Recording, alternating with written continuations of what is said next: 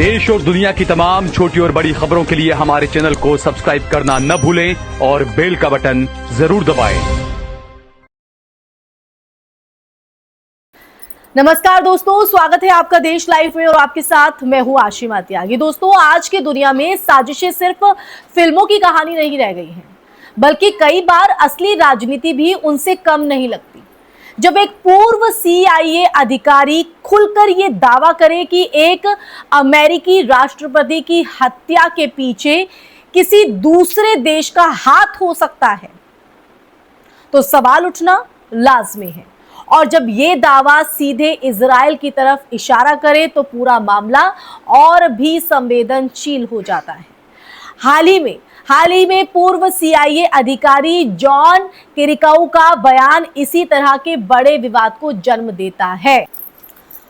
तो दोस्तों, हाल ही में पूर्व CIA अधिकारी जॉन किरियाको का बयान इसी तरह के एक बड़े विवाद को जन्म देता है। उन्होंने कहा है कि जॉन एफ कैनेडी की हत्या से जुड़े करीब 10,000 दस्तावेज आज भी पूरी तरह सार्वजनिक नहीं किए गए हैं और उनका दावा यह भी है कि इन दस्तावेजों में इजराइल की भूमिका के संकेत जो हैं वो मिल सकते हैं। तो आज हम इसी संदर्भ में बात करेंगे। दोस्तों, मैं चर्चा में आगे बढ़ूं उससे पहले आप लोगों से अपील, इंसाफ की आवाज को बुलंद करने के लिए और सच्ची पत्रकारिता के लिए हमारा यानी देश लाइव का सहयोग करें। साथ ही डिस्क्रिप्शन में दिए गए लिंक को ओपन कर ज्वाइन बटन दबाकर आप हमसे यानी देश लाइव से सीधा जुड़ सकते हैं। दोस्तों वापस आज की चर्चा पर लौटते हैं, इस चर्चा को समझते हैं और पूरा सच जानते हैं कि ये संकेत आखिर मिल क्यों रहे हैं। दरअसल ये जो आरोप है वो नया नहीं है, लेकिन इसे जिस तरह से दोबारा उठाया गया है वो मौजूदा वैश्विक राजनीति के संदर्भ में बेहद महत्वपूर्ण हो जाता है। डोनाल्ड ट्रंप ने अपने कार्यकाल में JFK के फाइल्स को डोनाल्ड ट्रंप ने अपने कार्यकाल में JFK फाइल्स को डिक्वालिफाई करने का वादा किया था, लेकिन पूरी जानकारी आज तक सामने नहीं आई।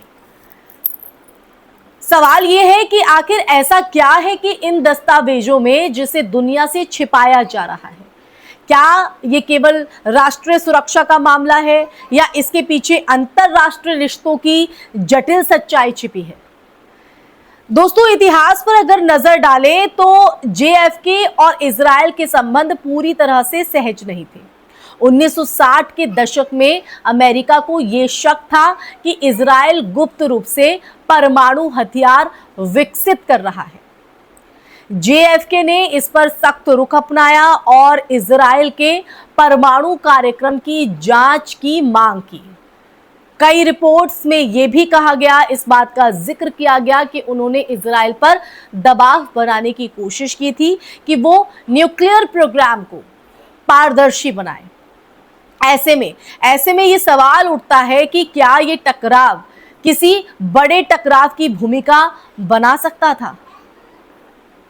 हालांकि अगर बात करें मुख्यधारा के इतिहासकार, तो मुख्यधारा के इतिहासकार और आधिकारिक जांच जैसे वॉरेन कमीशन ने JFK की हत्या के लिए ली हार्वे ऑसवाल्ड को जिम्मेदार ठहराया, लेकिन दशकों से इस निष्कर्ष पर सवाल उठते रहे और कई वैकल्पिक थ्योरी भी जो है वो सामने आई है।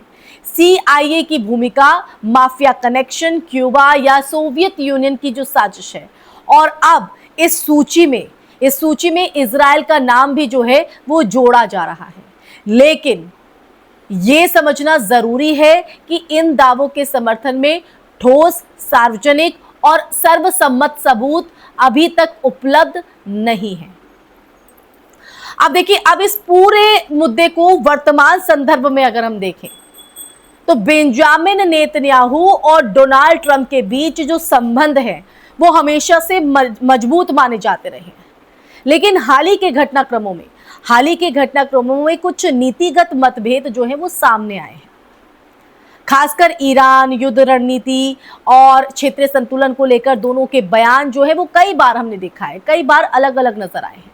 ऐसे में सोशल मीडिया पर यह नैरेटिव तेजी से फैल रहा है कि क्या इतिहास खुद को दोहरा सकता है। लेकिन अब यहां ठहरकर सोचने की जरूरत है।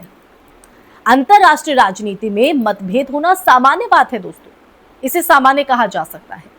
अमेरिका और इजराइल जैसे करीबी सहयोगियों के बीच भी जो रणनीतिक असहमति है वो हो सकती है। इसका मतलब ये नहीं है कि हर मतभेद किसी खतरनाक साजिश की तरफ इशारा करते हैं। इसका मतलब बिल्कुल भी ये नहीं निकाला जाना चाहिए। इस तरह के जो दावे हैं अक्सर बिना ठोस प्रमाण के फैलते हैं और लोगों की भावनाओं को दोस्तों भड़काते हैं। जॉन किरियाकोव का बयान जो है वो निश्चित रूप से ध्यान खींचता है अपनी ओर, लेकिन यह भी ध्यान रखना जरूरी हो जाता है कि वो अब एक पूर्व अधिकारी है और उनके जो दावे हैं वो व्यक्तिगत व्याख्या पर आधारित हो सकते हैं। जब तक कोई आधिकारिक दस्तावेज यानी ऑफिशियल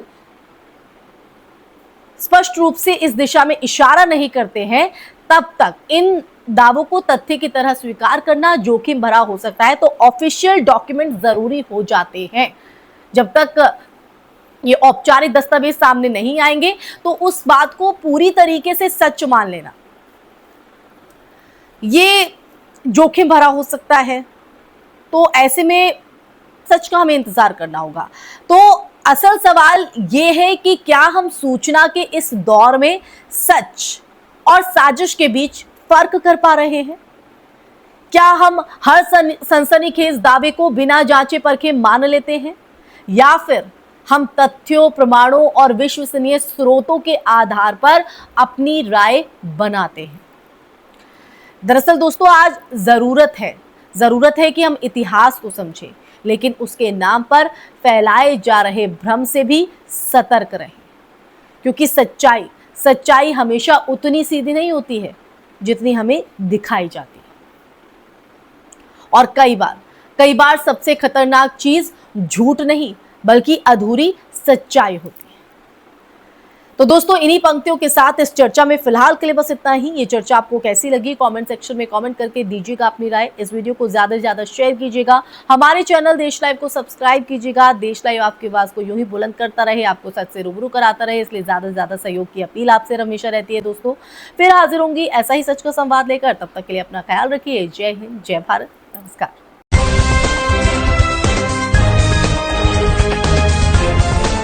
देश और दुनिया की तमाम छोटी और बड़ी खबरों के लिए हमारे चैनल को सब्सक्राइब करना न भूलें और बेल का बटन जरूर दबाएं।